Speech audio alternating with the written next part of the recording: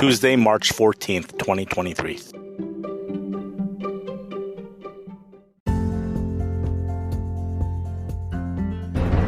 You are listening to Weather with Enthusiasm.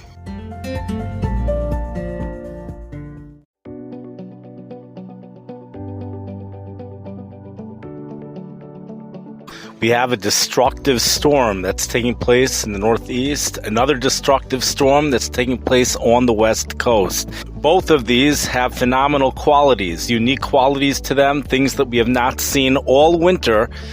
In the Northeast, we are experiencing thunder snow, unbelievable. Thunder snow, we shouldn't say necessarily unbelievable, but there is thunder snow occurring. The snowfall amounts as of a few hours ago already we have a county I saw of 23 inches, places 17 inches, 18 inches, plenty of places over a foot, but most places actually were under a foot, generally 5, 6, or 7 inches. This was several hours ago. That's before the main snow was expected to hit. As of now, well, I know the rain was expected to change over to snow in the New York City area, at least parts of New York City, by 4:30 p.m. Eastern Standard Time. It currently is after that, and the snowfall accumulations north and west of New York was expected to be somewhat significant, a couple of inches, but in New York, probably not that much. We have some of the other metropolitan areas are under a winter storm warning. For Providence, Rhode Island, it's not clear exactly whether they're under a warning. There's conflicting news in regards to that, but 1 to 6 inches or so should cover it for Providence, and something maybe 1 to 8 inch. You could have an upper limit of 8 inches for Boston. Here's the problem. The problem is this precipitation is falling while temperatures are higher than 32 for some of these cities. And it's absolutely amazing to hear the reports that have been coming in. We have snow-covered grounds, and, it's always best to hear from someone who's actually there. But trees have been downed in numerous places. You look at the National Weather Service website for these places in New York, the National Weather Service website, one of them in New York, actually reports on more than just New York. It reports on the surrounding states as well, and you'll see a lot of trees have fallen. That's due to the wet nature of the snow and the really strong winds that have been occurring. It's remarkable that there has not been a blizzard warning, which has been issued to my knowledge, and despite the really strong winds that are taking place in the Northeast. So we have a real nor'easter that's up there right now. It's mid-March, and the nor'easter is bringing heavy snow as would be expected to the Northeast, and we're making this into a major winter storm despite temperatures being above 32 in many locations. Now let's skip right now over to Los Angeles, because we are in the process of a heavy rain event which is about to start. The event already should have started, but as we go into tonight, that's really when the precipitation's gonna pick up with peak intensity. Some of the more unique stuff that has been going on out on the West Coast over the past couple of days is that there's actually been a tornado risk for some of these days. Saturday and then Sunday, once again, there was a tornado risk. It's not really such a high risk, only a 2% chance within a 25-mile radius, but there was a risk nonetheless, and that's something that's not common on the West Coast. I don't know what the story is for today or tonight, but we definitely have very heavy precipitation totals, especially considering the cities that we are speaking about right now. And in the mountains, 2 to 4 feet. I've seen some areas expecting 6 feet of snow. These are very large amounts. Many of the rivers in Central California they're going to reach flood stage tonight and tomorrow. Many of them will actually be flooding by tomorrow. We have some places, in fact, a record crest is expected by some of the rivers tomorrow. You could look up to see where exactly these rivers are, but we have this one river I saw cresting at 74 point some feet, which breaks the previous record, which was at 73 point some feet, and we have some other records taking place as well. So it would be quite remarkable if you were to get a report back that the drought continues. I've heard the drought is over with, but not all of it, because Texas is still in the midst of a major drought. And the question is, how far does that extend? And do we have different opinions as regards to the drought? Texas has been in a drought for the past 3 years. And I believe it's been 3 years, and that's not going away anytime soon. Droughts take a long time for them to go away. So what's going on the West Coast actually is really remarkable. Within a short period of time, it seems to many believe the drought has gone away. At the end of January, the drought lessened. It did not go away. People were saying it went away, but it really didn't go away.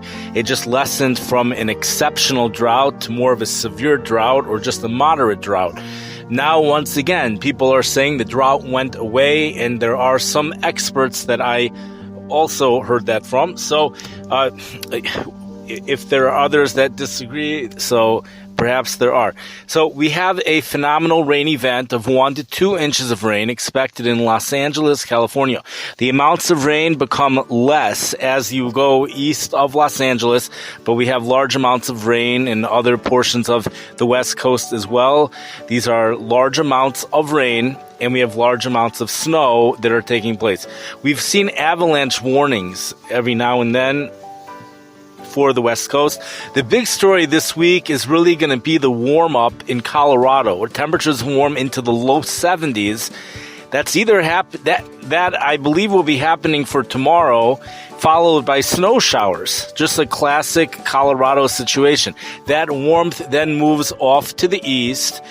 You know, if you look at the official forecasts for places like St. Louis or Chicago, it is uncharacteristically low. Those temperatures right now are above normal, forecasted to be above normal, but you look and you see upper 40s for Chicago. But realize this, typically speaking, a storm system, these storm systems that bring the south flow of warmer air easily brings temperatures into the 60s, even some 70s in a place like St. Louis. And if there should be sunshine, we could even pass that up. Not this week. It seems like that would be quite a stretch. That would really be a stretch for something like that to happen. But, in Chicago, the south portions of Chicago, I still think that 60 degrees is not out of the question. Moving on to Baltimore. Baltimore might be breaking a record this winter for the least amount of snow ever. We're at, I think, 2, 3, or 4 tenths of an inch so far. I think the record is 7 or 8 tenths of an inch for a seasonal snowfall. So we're headed in that direction right now. You never know. At the end of the season, you can get an April storm, a March storm, as we're seeing right now, especially on the East Coast, and especially with the current weather setup. That's something possible. Minneapolis, Minnesota is holding by 80 inches of snow right now. It's already the 8th snowiest winter on record. And if it should snow some more, which it is strongly in the forecast for additional snow, many more inches of snow, we have a storm system that's going to be moving across the upper Midwest once again for this week, bringing 6 to 12 inches of snow, especially north and west of Minneapolis. But Minneapolis has been pretty good on being in the bullseye for many of these storms, and if it's not in the bullseye, it's certainly very close. All in all, these storms are really the snow is really piling up in a place like Minneapolis. The record for Minneapolis, the most snow that's ever occurred, is 98 inches back in World War I, or just before World War I, back in that Tekufa, that period of time over 100 years ago. That's the record for the snowiest winter on record for Minneapolis. And we're headed in the direction of beating that record, or certainly coming very close if this snowy pattern continues. We have every week in the Midwest, we have another storm system that moves across the Midwest or the South Central states, the middle part of the country, Recently, it's been the Midwest, it's been the upper Midwest, which brings heavy snowfall into the Midwest. This started at least in mid-January. The first time that it was noticed was in Nebraska with a 23-inch snowstorm, followed by the 16-inch snowstorm in northwest Arkansas, followed by, again, heavy snows across the Midwest each and every week since then. We have freeze watches, which are in effect, and I'll tell you something. There's something very remarkable about these freeze watches, because we have freeze warnings actually, in effect for Memphis, Tennessee, Nashville, Tennessee, also Georgia, Tallahassee, Florida is under either a freeze watch or a freeze warning. Temperatures expected generally in these places to go to between 28 and 30 degrees. But in Nashville, Tennessee, I think some areas might have temperatures dropping down to 20 degrees. The big chiddush to me, the big shockaroo to me, was the fact that the growing season has already begun there. So, in order to have a freeze watch or a freeze warning, it has to be they're already in the growing season. And I was not aware that the growing season starts so soon over there. Chicago would never have a freeze warning this time of the year because we're still holding by winter. Unofficially, it's meteorological spring right now. We're no longer in the coldest 90-day period of the year, but nonetheless, we still have winter weather. We're not in the growing season, but we also have out in Texas, in Washington, D.C., we've been having spring flowers that have been blooming quite early for this year. We have the really much colder air, which has moved into the southeast parts of the United States. We have temperatures dropping into the upper 40s for Orlando, Florida. For the next couple of nights, temperatures go into the 40s, and we'll be seeing after that warm up here in the Midwest, colder air returns after the storm system that moves across the Midwest. In regards to the Chicago weather, so usually it's this time of the year, we have the storm systems are moving through the upper Midwest. That's what's forecasted to happen. So even if it wasn't this time of the year, it's clearly forecasted for the storm system to move into the upper Midwest. Things could always change. And usually we get the precipitation at the very end. It could always change over to snow. So that's something to keep an eye on. That would be occurring. I would think Thursday night, maybe even Friday morning, something like that. I would think we would be seeing perhaps also some thunderstorms, perhaps, especially in Kankakee, places like that. I think we have a chance of seeing some thunderstorms, and there's also likely going to be a severe weather outbreak in the south central parts of our country, which will then move off to the southeastern portions of the United States. That will likely be happening on Wednesday and Thursday. In fact, Wednesday might even be the major severe weather outbreak for places in Texas, in Arkansas, and this time it may not quite make it into Memphis, Tennessee, but it's going to come close, and Dallas, Texas, places like that. So there's lots going on this week. I think the Los Angeles area really is going to be dealing with a lot of rain.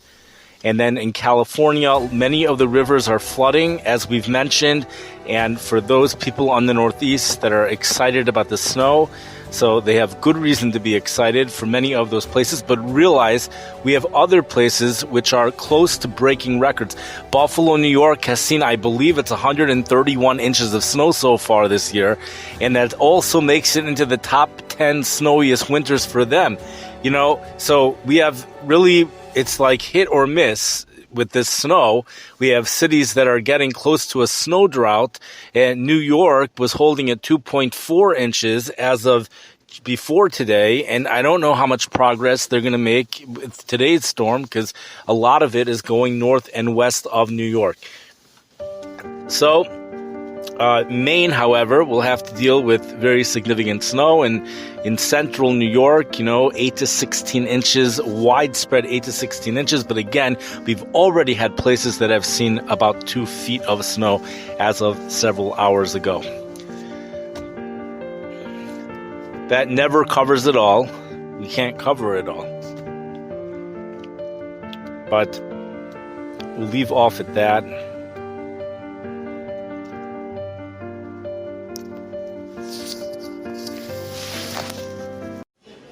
The following is in regards to a movie called Supercell, set to be released March 17th, 2023. People into the weather they're gonna love this movie. All the stuff you feel like you're actually there, just with the large hail and the tornado. They really did an excellent job. Big congratulations to them for all the hard work that they did.